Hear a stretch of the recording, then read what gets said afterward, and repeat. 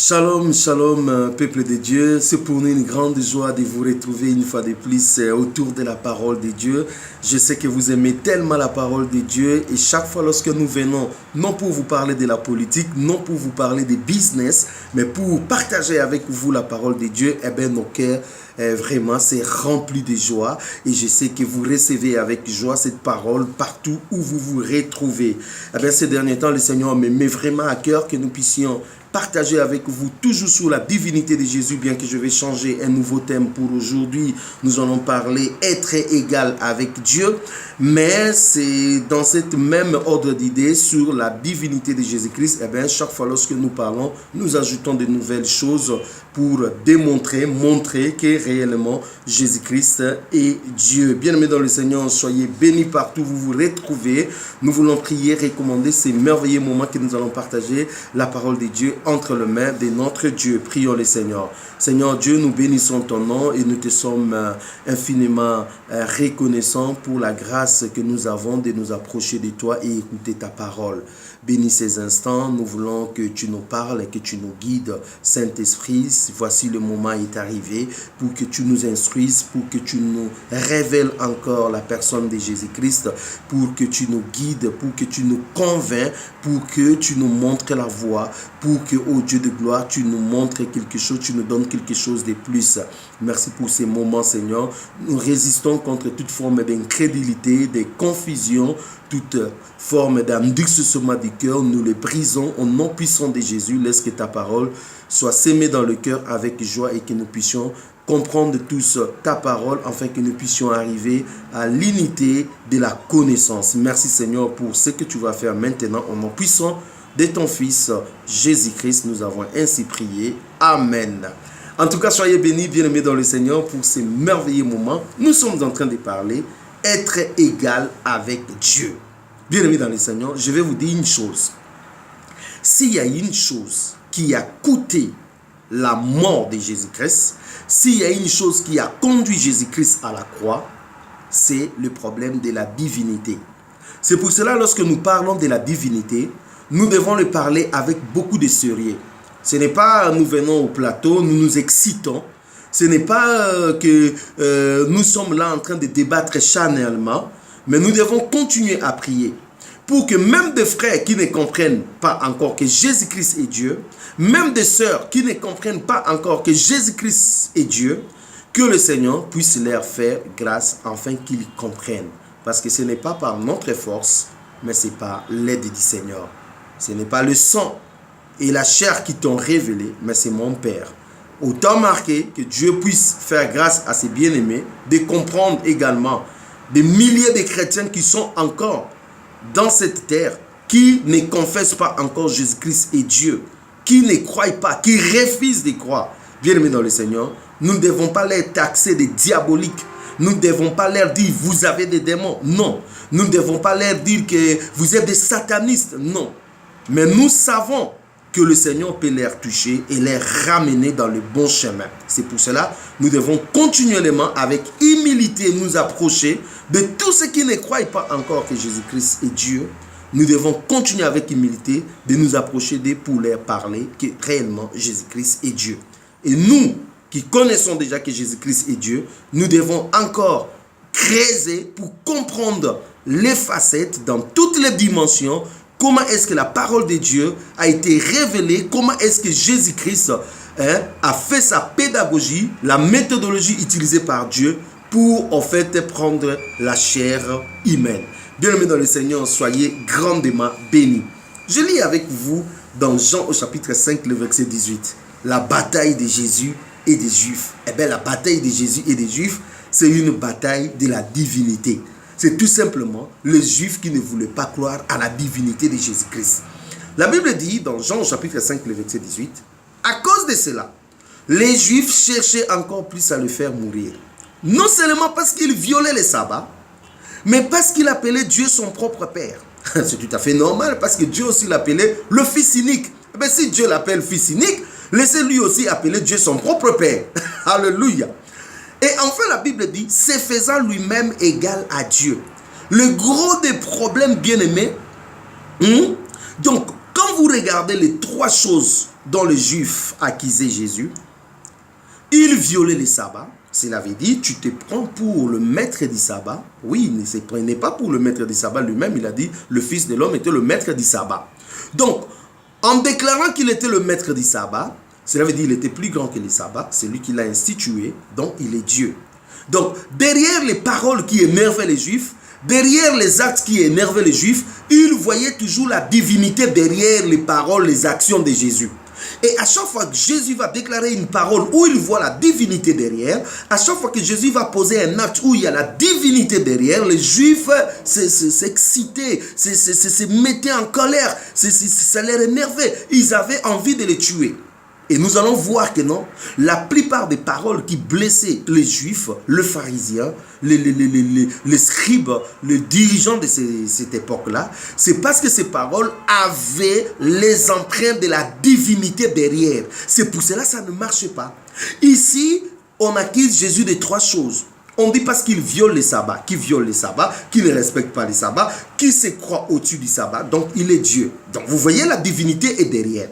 Quand ils disent encore, il appelait Dieu son propre Père. Cela veut dire, il voyait la divinité derrière, il voulait dire que non, tu veux dire que Dieu est ton propre Père, tu veux dire que tu as une relation spéciale avec Dieu que nous n'avons pas, tu veux dire tout simplement que tu étais le Fils de Dieu, donc tu étais Dieu.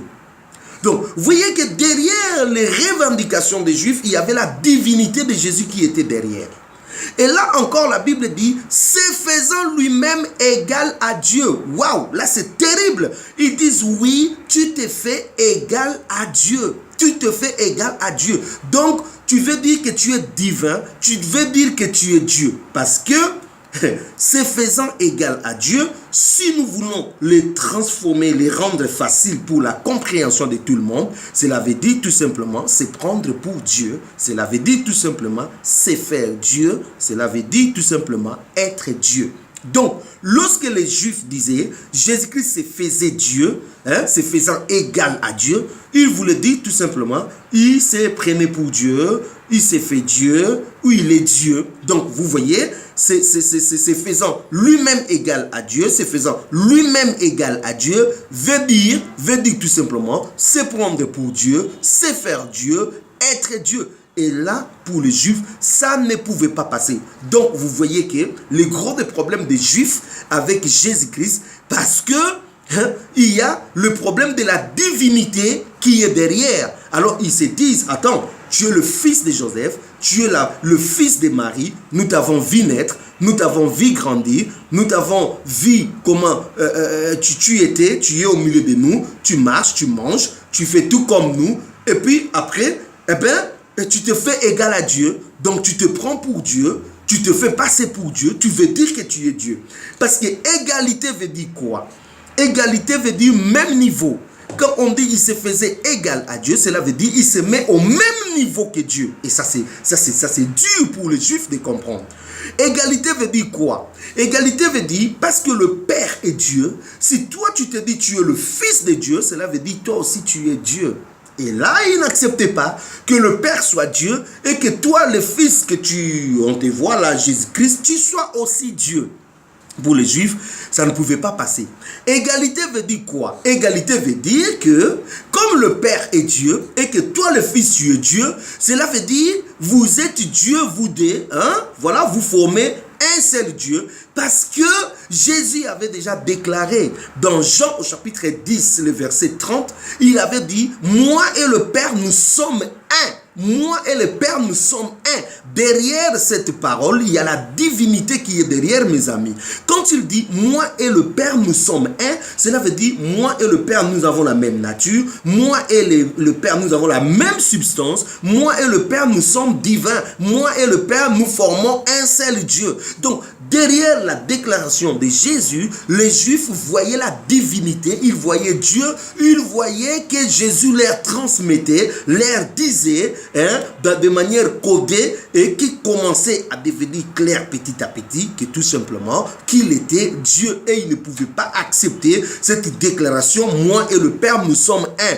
Pourquoi? Parce que Deutéronome au chapitre 6, le verset 4, Dieu dit il est un. Écoute Israël, l'Éternel ton Dieu est le seul, l'unique, un.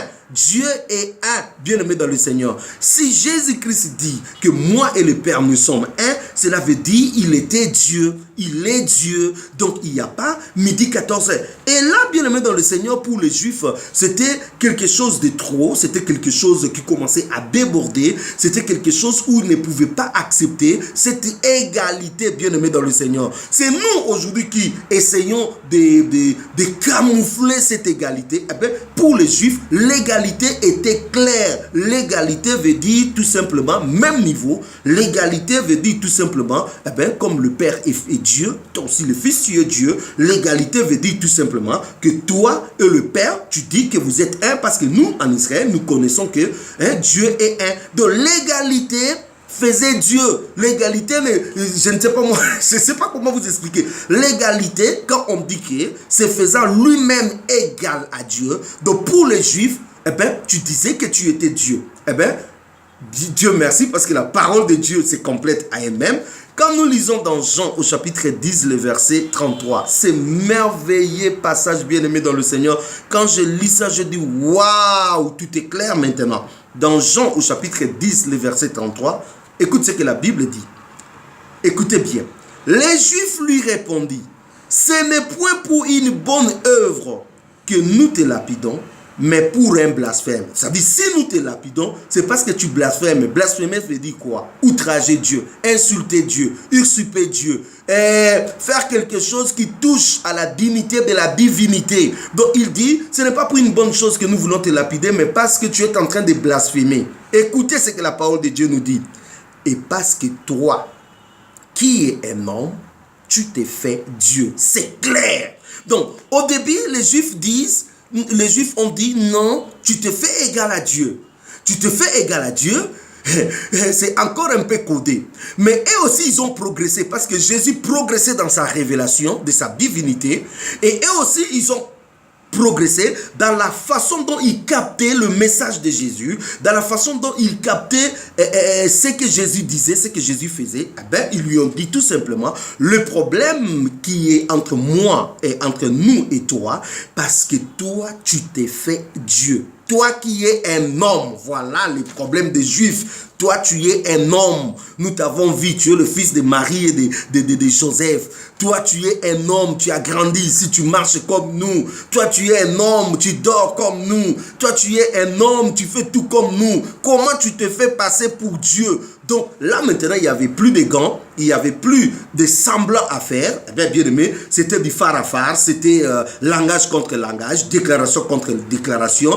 C'était maintenant, tout était clair. Jésus avait dit déjà aux Juifs, dans des langages bien codés, qu'ils ont compris qu'il était Dieu. Et les Juifs commençaient aussi à lui répondre, sans pour autant mettre des gants, que oui, nous avons compris que tu es Dieu, mais nous allons te lapider parce que tu es un homme. Tu ne peux pas te faire passer pour Dieu. Voilà l'égalité avec Dieu. L'égalité avec Dieu veut dire tout simplement être Dieu. L'égalité avec Dieu veut dire tout simplement être au même niveau, bien-aimé dans le Seigneur. Comment toi qui es un homme, tu peux t'effacer pour Dieu? Mais ils ne croyaient pas, ils ne comprenaient pas, ils ne voyaient pas que derrière cet homme qui sont en train de dire que toi tu es un homme, il y avait Dieu. Parce que la Bible dit dans Jean au chapitre 1, au commencement était la parole. Et la parole était avec Dieu. Et la parole était Dieu. Au verset 14. Et la parole s'est fit chair. La parole qui est Dieu s'est fit chair. Eh bien, qui est Jésus-Christ? Jésus-Christ est la parole faite chair. Jésus-Christ est tout simplement Dieu fait chair. Mais là, bien aimé dans le Seigneur, les Juifs qui voyaient, les Juifs qui entendaient Jésus, ils ne voyaient pas ce côté Dieu, bien aimé dans le Seigneur. Ils ne comprenaient pas, ils ne voyaient pas que Jésus-Christ, au-delà de ce qu'ils voyaient un homme, c'était Dieu fait chair. Ils ne voulaient pas comprendre ça. Le Fils de Dieu, c'est Dieu fait chair. Le Fils de Dieu, c'est la parole faite chair.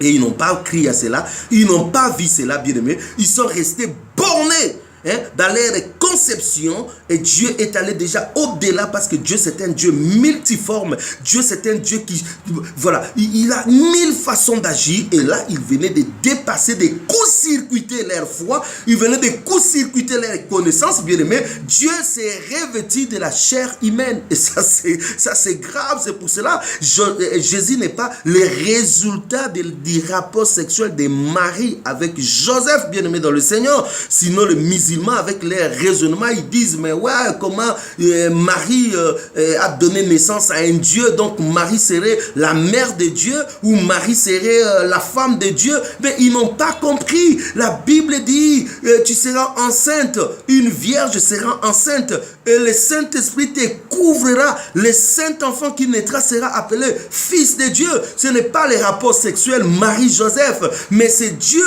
qui a couvert Marie du Saint-Esprit, et l'enfant est venu se mettre là dans son ventre. Ça veut dire Dieu s'est introduit dans son ventre, bien aimé. C'est un miracle, c'est incroyable. La parole est entrée dans le ventre de Marie, et la parole s'est fait chair dans le ventre de Marie, et quand la parole est sortie, eh bien c'est un fils qu'on appelle Jésus, la parole faite chair. Donc bien aimé, c'est comme ça, bien aimé dans le Seigneur. Donc Dieu s'est fait chair. Et dans 1 Timothée au chapitre 3,16, la Bible dit que Christ est la manifestation de Dieu en chair.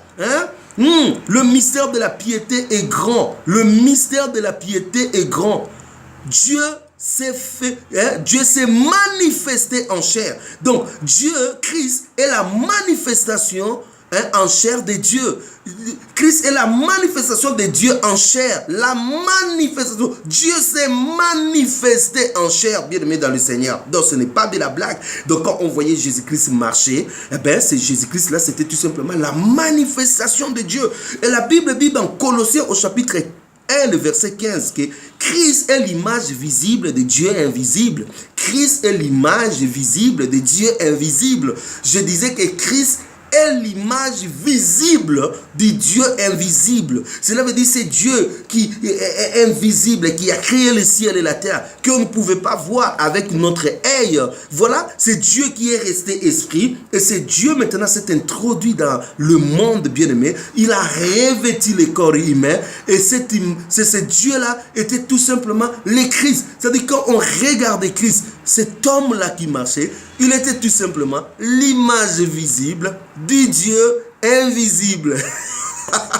C'est pour cela que Jésus-Christ a dit à Philippe, qui m'a vu a vu le Père. Cela veut dire, cet homme que tu es en train de voir ici, regarde bien Philippe, derrière il y a la divinité, il y a la divinité derrière. Donc bien aimé, Christ est tout simplement l'image visible du Dieu invisible. Ce n'est pas ce monsieur que les Juifs pouvaient dire, toi qui es un homme, tu t'es fait pour Dieu. Ils ne voyaient pas ce qui était derrière. Ce qui était derrière, c'est que Emmanuel, Dieu parmi nous. Matthieu chapitre 1, le verset 23. Le saint enfant qui naîtra sera appelé Emmanuel, ce qui signifie Dieu avec nous. Dieu était avec nous par la personne de Jésus. Quand je parle de Dieu avec nous, c'est-à-dire Dieu physiquement, il était avec nous par la personne de Jésus-Christ. Donc, bien aimé dans le Seigneur, lorsque les Juifs parlaient de l'égalité avec Dieu, eh bien là où nous avons lu dans Jean au chapitre 10, le verset 33,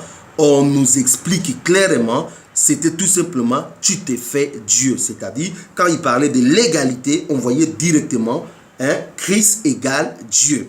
Ah bien, cette déclaration des Juifs, c'était une vérité, mais une compréhension qu'ils ont eue, des paroles qu'ils entendaient, des actes qu'ils voyaient de Jésus, quand il disait, mon fils, tes péchés te sont pardonnés, quand il marchait sur les eaux, quand il pouvait dire à la tempête, tais-toi, quand il pouvait faire ça et là, quand on l'adorait, et il n'a pas dit, ne m'adorez pas, parce que les disciples l'ont adoré. La Bible même dit, Thomas l'a appelé mon Seigneur et mon Dieu. C'est écrit dans nos Bibles.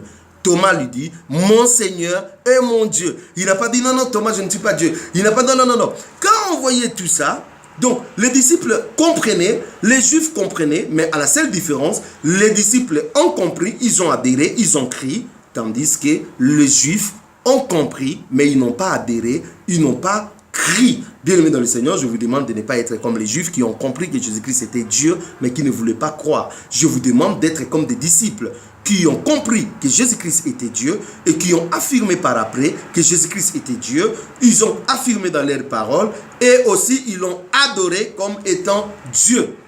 Dans Philippiens au chapitre 2, le verset 6, eh bien, la même chose que les Juifs ont dit, eh bien, Philippiens le reprend encore sous une autre forme.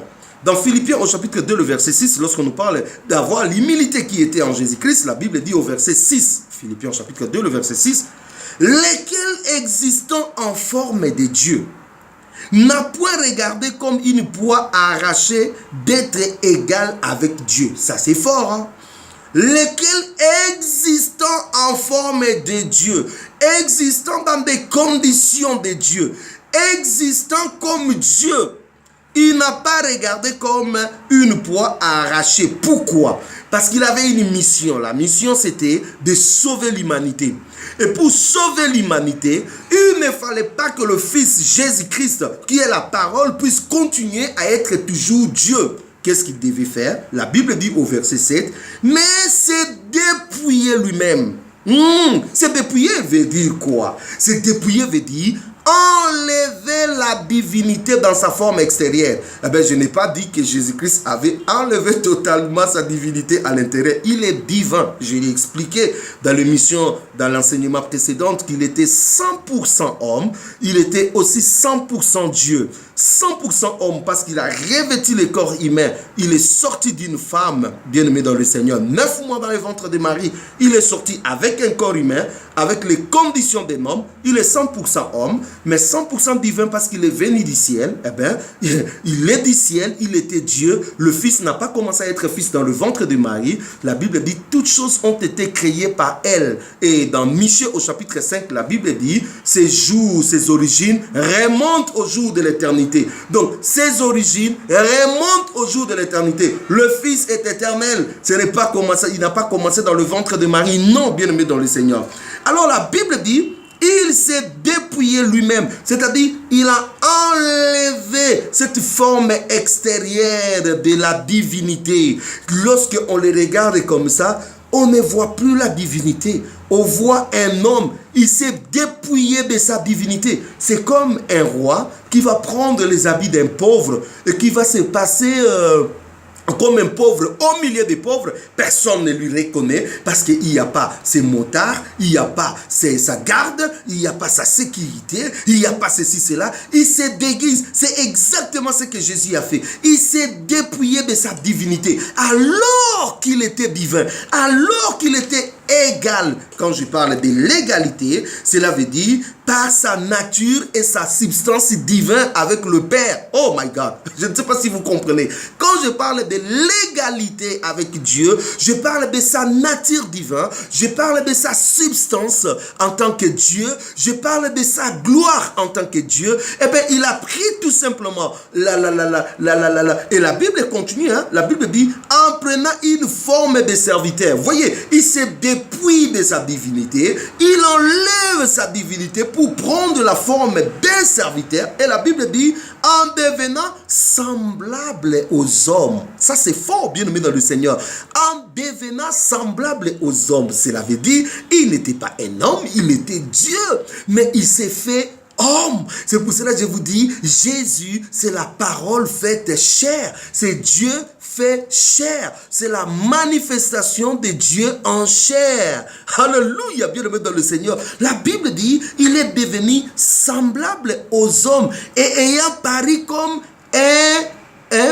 un homme simple, comme un simple homme. Donc il a apparu comme un simple homme, il a apparu comme un serviteur, il est devenu comme nous, mais derrière, bien aimé dans le Seigneur, comme il avait enlevé sa divinité, derrière cet homme que nous voyons simple, comme un agneau qu'on a mené à la boucherie, on pouvait insulter, on pouvait crier dessus, on pouvait même faire des choses, on pouvait même tuer. Derrière cet homme, il y avait la divinité, il y avait Dieu. Bien aimé dans le Seigneur, il faut bien comprendre les choses. Donc, l'égalité dont on nous parle ici, c'est par rapport à la matière, à la substance, par rapport à la gloire, par rapport à la divinité. Il était divin, il était Dieu. Même condition, bien aimé, parce que Dieu est un. Hein? Voilà, j'insiste encore, je dis, Dieu est un. Il n'y a pas deux, trois dieux. Il y a un seul Dieu. Il y a le Père, le Fils et le Saint-Esprit dedans. Donc dans la divinité, il y a ces trois personnes qui sont dedans. Nous ne saurons pas peut-être l'expliquer, les capter avec l'intelligence humaine, mais c'est comme ça les choses se fait. Dieu est un. Écoute, ô Israël, l'Éternel, ton Dieu est un. Mais là, il y a le Père, le Fils et le Saint-Esprit. Donc Dieu, le Fils n'a pas regardé son égalité, c'est-à-dire sa nature qu'il avait avec le Père, n'a pas regardé sa divinité, son côté Dieu, mais pour exécuter le plan du salut, eh bien, qu'est-ce que le Fils il va faire? Il va se dépouiller en fait de sa divinité, c'est-à-dire de la forme extérieure, je suis en train de dire, parce qu'il est Dieu, il restera Dieu. Mais qu'est-ce qu'il fait? Il ne veut pas apparaître devant nous avec sa gloire, avec sa divinité, avec tout. Sinon, ça allait être compliqué, ça n'allait pas marcher, bien aimé dans le Seigneur. Qu'est-ce qu'il fait? Il se déguise. Qu'est-ce qu'il fait? Il porte la chair. Qu'est-ce qu'il fait? Il s'enveloppe de cette chair. Il apparaît comme un homme simple. C'est ça l'égalité, bien aimé. L'égalité veut dire tout simplement, hein, même nature, même substance avec Dieu divin. Et la Bible dit, il est devenu semblable à nous.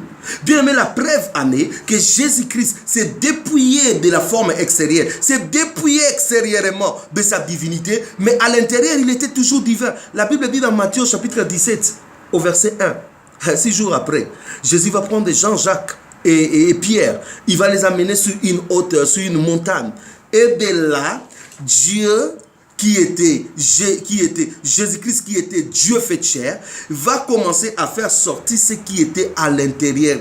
La Bible dit, il a commencé à se transfigurer devant eux jusqu'à ce que son visage est devenu blanc comme le soleil. Oh my God! Oh, bien aimé, ces jours-là, les disciples ont dit, wouh, wouh, wouh. Donc, nous dormons avec ces messieurs, nous sommes avec ces types. Waouh! C'est comme ça il est, divin, Dieu à l'intérieur. Son visage resplendissait comme le soleil à midi. Sa gloire commençait à sortir. Oh my God, oh hallelujah. Merci Jésus, je t'adore. Bien aimé dans le Seigneur, Jésus est Dieu. Mais il ne faut pas faire des aventures sur la divinité de Christ. Bien aimé dans le Seigneur, il serait mieux de se taire que de parler que Jésus-Christ n'est pas Dieu. Il serait mieux d'être prudent. Celui qui réduit Jésus à un simple homme commet une si grosse erreur dans sa vie. Je le dis encore. Celui qui remet Jésus comme un simple homme, il commet une grosse erreur. Et je vous en prie de ne pas commettre cette erreur-là. Là où nous avons lu dans Philippiens, dans le verset 7, chapitre 2, le verset 7, la Bible dit, mais il s'est dépouillé lui-même en prenant une forme de serviteur. Il a pris la forme d'un serviteur. En devenant semblable aux hommes. Il n'est pas un homme, mais il est devenu semblable aux hommes pour sauver les hommes. Et la Bible dit, ayant paru comme un simple homme. Il a paru comme un simple homme. Mais attention, derrière ce simple homme, il y avait la divinité qui était cachée, bien aimé dans le Seigneur. Oh, alléluia, que Dieu soit béni.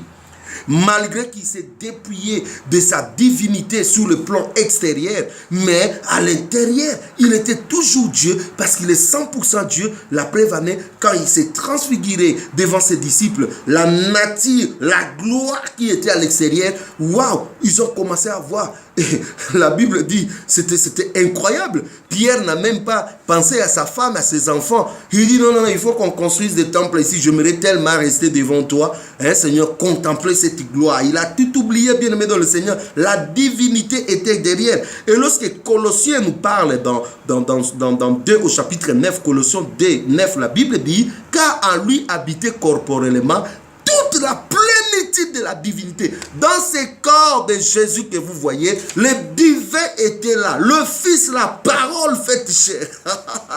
Toute la plénitude de la divinité habitait corporellement en lui. Cela veut dire quoi? Le corps humain n'a pas empêché Jésus-Christ de continuer à être 100% Dieu. Je le répète encore. Le corps humain n'a pas empêché Jésus-Christ d'être continuellement 100% Dieu. Je le dis encore. Le corps humain n'a pas empêché Jésus-Christ d'être continuellement Dieu, parce qu'il est Dieu. Ce n'est pas le corps humain qui pouvait empêcher Jésus de continuer à être Dieu. Bien qu'il s'est revêtu du corps humain, mais sa divinité, il était toujours. C'est pour cela que je dis 100% homme, mais 100% aussi Dieu. Parce que dans ses corps, la plénitude était là. Il pouvait dire à quelqu'un, tes péchés te sont pardonnés. Il pouvait guérir les gens. Il pouvait ordonner. Il pouvait faire ce qu'il veut. Parce qu'il était Dieu dans ses corps. La divinité était là. Il pouvait ordonner à la tempête. Il pouvait ordonner, je ne sais pas moi quoi, aux démons. Il pouvait faire tout. Parce qu'il était divin, bien même qu'il était revêtu d'un corps humain. Bien-aimé dans le Seigneur, Jésus-Christ, égal de Dieu, oui, par sa nature et sa substance divine, il était égal à Dieu. Quand il dit il s'est rabaissé, cela veut dire il a accepté de se dépouiller, il a accepté pendant un moment, pendant un temps, de quitter, c'est-à-dire de se cacher dans un corps, de se dépouiller de sa gloire sous le plan extérieur. Mais à l'intérieur, il était toujours Dieu. Eh bien, c'est verset de Philippiens au chapitre 6, il veut tout simplement dire égal avec Dieu. Cela veut dire le Fils est Dieu, le Père aussi est Dieu. Eh bien, c'est la même chose, l'égalité parfaite. Ils sont tous Dieu dans la divinité. Donc, bien aimé dans le Seigneur, que le Seigneur vous bénisse, vous qui aimez la parole. Et j'aimerais terminer en vous rappelant encore ce que je dis au départ en commençant. Le gros des problèmes entre les Juifs et Jésus-Christ était le problème de la divinité. Et c'est le gros des problèmes aujourd'hui que nous avons dans l'église du Seigneur avec ceux qui ne comprennent pas encore que Jésus-Christ est Dieu. C'est encore le même problème que nous avons avec des musulmans, avec d'autres religions qui sont tout autour de nous, qui nous prennent pour des fous. Comment vous pouvez dire que Jésus-Christ est Dieu? Ils ne comprennent pas encore. Ils sont comme des Juifs bien-aimés dans le Seigneur. Mais nous, les fils, nous avons compris que Jésus-Christ n'était pas seulement un simple homme, il était Dieu. Et il n'y a pas deux dieux, il n'y a pas deux dieux, il n'y a pas trois dieux, il n'y a qu'un seul Dieu. Et dans ce Dieu, il y a le Père qui est distinct du Fils, il y a le Fils qui est distinct du Saint-Esprit, mais les trois personnes de la divinité ne forment qu'un seul Dieu. Que le nom du Seigneur soit béni. Soyez bénis partout où vous avez suivi ces moments d'enseignement. Soyez bénis. Partagez cet enseignement avec vos plus proches. Et nous voulons confesser tous ensemble en tant qu'enfants de Dieu. Jésus-Christ est réellement le Dieu vivant. Que le nom du Seigneur soit béni. Soyez bénis dans vos maisons, dans vos affaires, dans tout ce que vous entreprenez. Au nom de Jésus-Christ, notre Seigneur et Sauveur, nous avons ainsi prié. Amen.